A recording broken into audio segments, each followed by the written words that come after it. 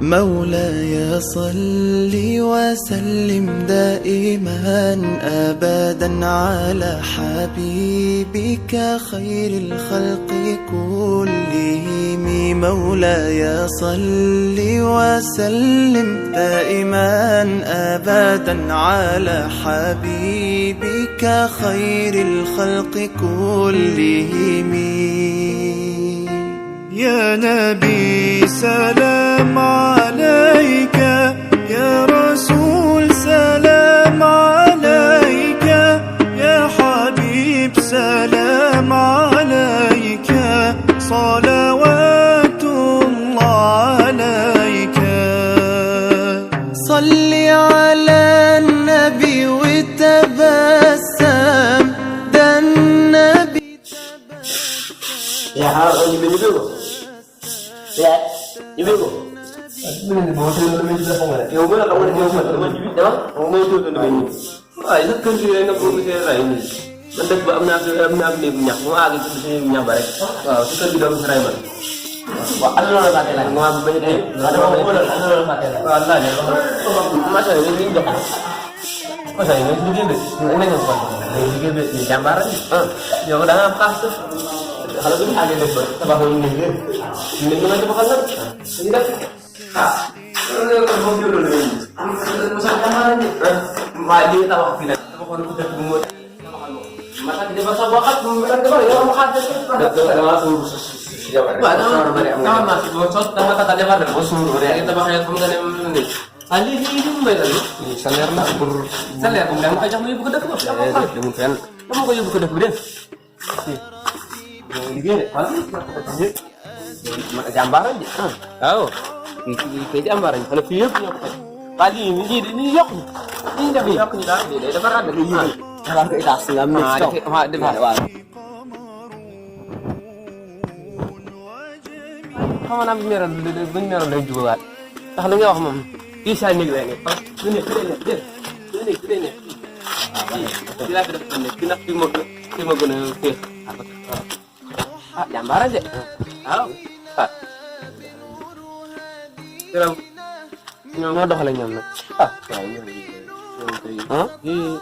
am na mosom bu soxar boo xam ne mosom moom da nga kaa war a dàq ci sànq bi dafa dafa soxar rek ñëpp laa xam ñëpp baax xëy dañ ma liggéeyloo xale boo yéexoon tuuti doom fekk dama leen liggéeyloo yow fekk ma faat yow leen liggéeyloo waaw dama xel ñort na yow yaa liggéeyloo sax bu waaye ñu liggéey waaw ñu nekk ni may nelaw ñu jéem a dem da nga liggéey force comme doole ko kenn teewul fi yow dem naa ne yow yaa dikk ne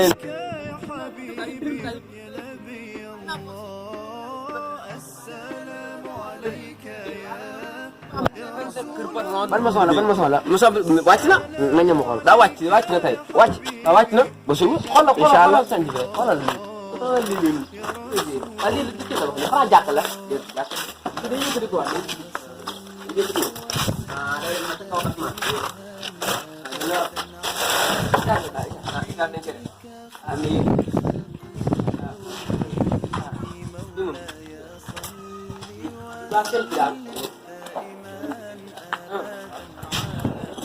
waaw yow fii nag ko may loolu de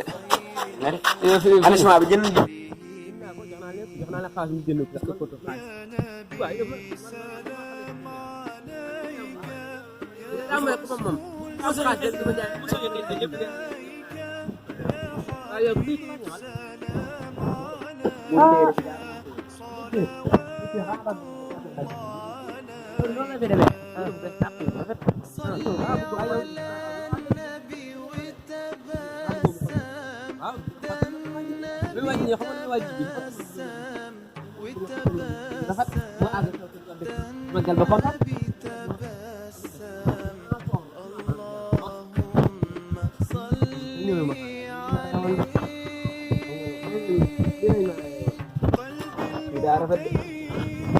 wala maa ngi gis si biti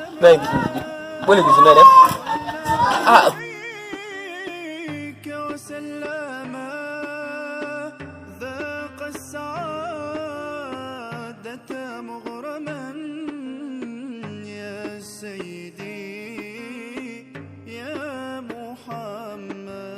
صلوا عليه شافي الأمة